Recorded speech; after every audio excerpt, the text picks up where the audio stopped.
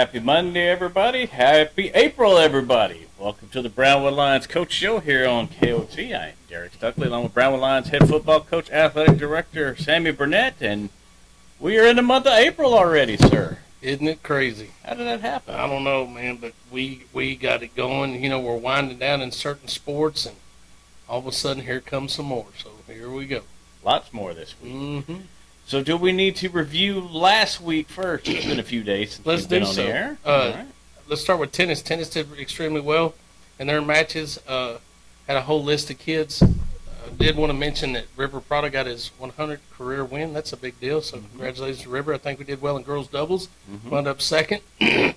Excuse me, and a lot of consolation victories. So congratulations to the tennis team and Coach Blazik and Hutchins and what they're doing. They're always consistent in what they're doing. So look forward to a good district tournament coming up, or district matches coming up. Track went to Stevensville, performed well.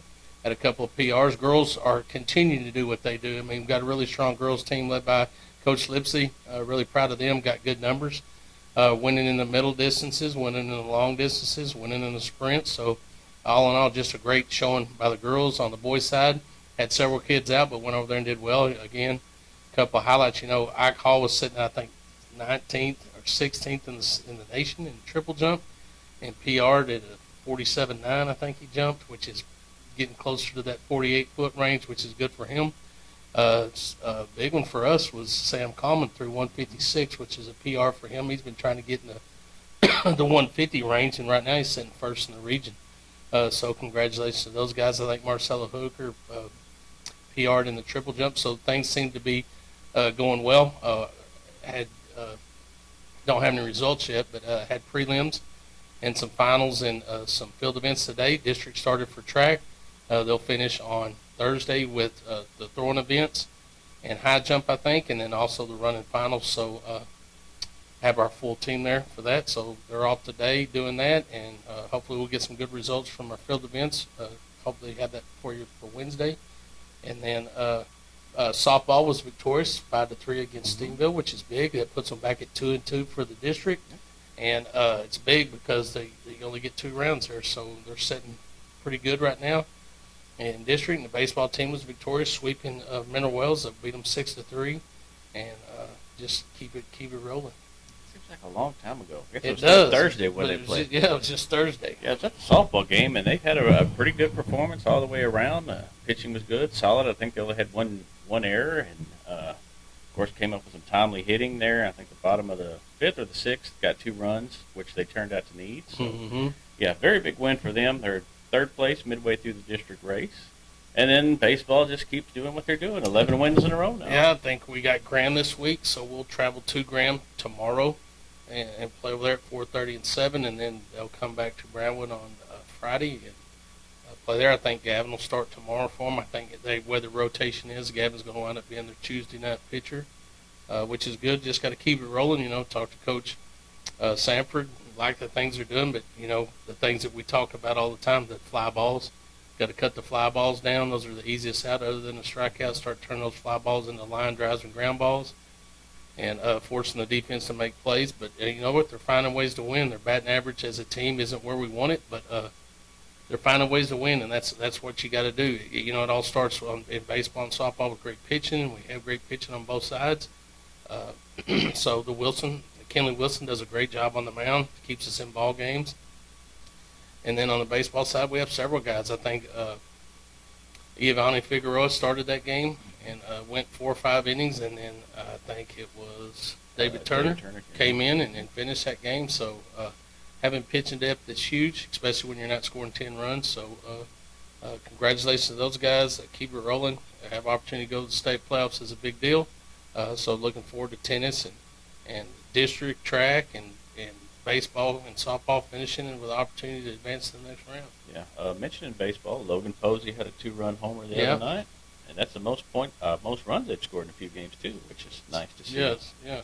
So It'd be real nice to see them get to around the 10 mark. That'd be they have great. the opportunity. We're leaving we're leaving runners in scoring position, leaving runners on base. Got to find ways to manufacture runs. Doesn't matter what part of the lineup you're in. You got to find ways to get runs across when you can. So what else is going on, Coach? Well, let's see. We got district track today, and then we'll finish that up Thursday. Hopefully have a good group going to the area round, which will be in Abilene. Abilene's hosting.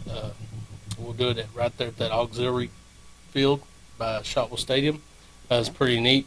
Angelo's the one that heads that up in that other district, but they run it off for us, so we meet in the neutral side and run that. So looking forward to that. We got regional golf coming up for the boys and the girls. Again, both of those were district champions. And the medalists with the Jones pair, and then also the team did extremely well. So looking forward to it's going to be a salty region.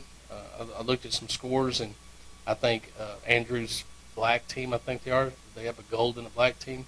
I think they shot a 286 the other day, which that's some good golf right there. So that's, like I said, we talked about that several times. Very tough region, boys and girls, and then we'll wind up, that week of the 14th through the 20th, I will be at my temporary home in Lubbock. I'll stay the whole week because we'll have golf Monday, Tuesday, Wednesday, Thursday, and here comes track.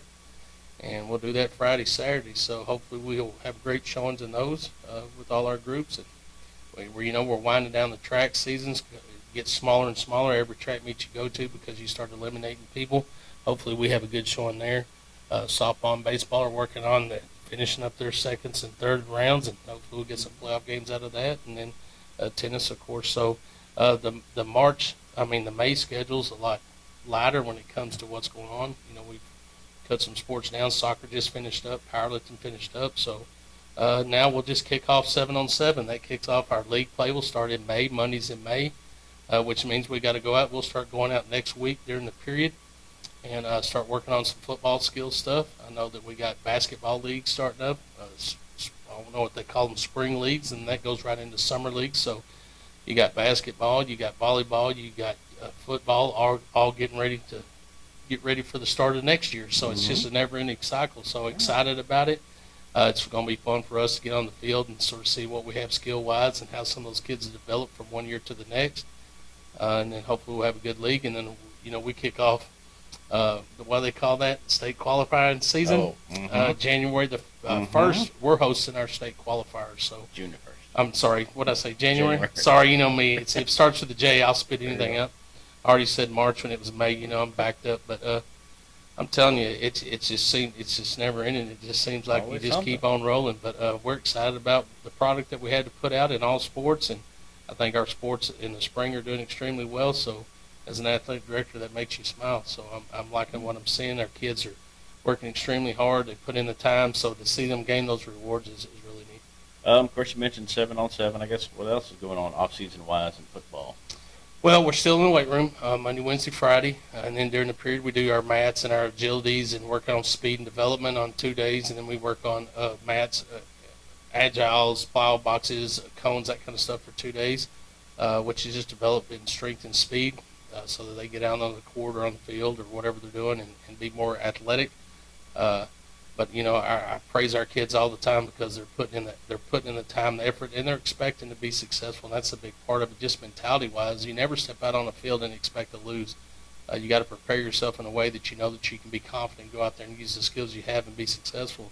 And they're exemplifying that, so I couldn't be more pleased with that. Even going through the adjustments, I happen to go to the junior high every morning because our facilities at the high school are under construction, which is awesome. You're looking at when you look at bond stuff, you got the indoor working, you got the Snodgrass building being totally renovated. As soon as baseball and softball is over, we'll start renovation of those two facilities. Late April, we'll start redoing the first phase of the Brownwood Stadium, which is a track and lights. So a lot of things going on. Working on meetings right now to get contractors to do the reconstruction and improvements to the dressing facilities at the junior high and the high school. So a lot of things going on right now, a lot of great things going on. I'm excited to see the construction. We're going to have the finest facilities in the state of Texas, man. It is such a blessing. And the more work you see done, the more you realize that it's truly going to happen. It's not a dream anymore. It's really happening. And by the time we start in 2025, everything should be completed. But our kids are adjusting well to what they're having to do, the schedule changes that we're having to make, which is important because we talk about that in any game you play, whether it's a baseball game, a volleyball game, a softball game, a basketball game, a football game. You got to be able to overcome change and adversity, whether it's weather, whether it's whatever situation you're in that game, you got to find a way to break the norm. You expect things to go one way, and you have to adjust and keep going and do things, whatever adjustments you have to make, and that's just part of life and everything. And part of the construction, I honestly think, is helping our kids just go with the flow and understand whatever situation we have to that we're faced against that we got to overcome. We just got to evolve and do it. So I'm really pleased with what's going on right now. There you go. Plenty going on now, plenty going on in the future, on and off the field. Yeah, let me go through the schedule real quick just to make sure we have it. We got, again, district track today. We have prelims and all the running events. Of course, you don't have relays are always final, so you won't have those. And then baseball will go to Graham tomorrow at 4:30 and 7. We have nothing going on Wednesday. Thursday, we finish track for the district with the running finals and the throwing events and one jumping event. And then Friday, baseball will be at home against Graham again, 4:30 and 7. And the girls will host Glenrose.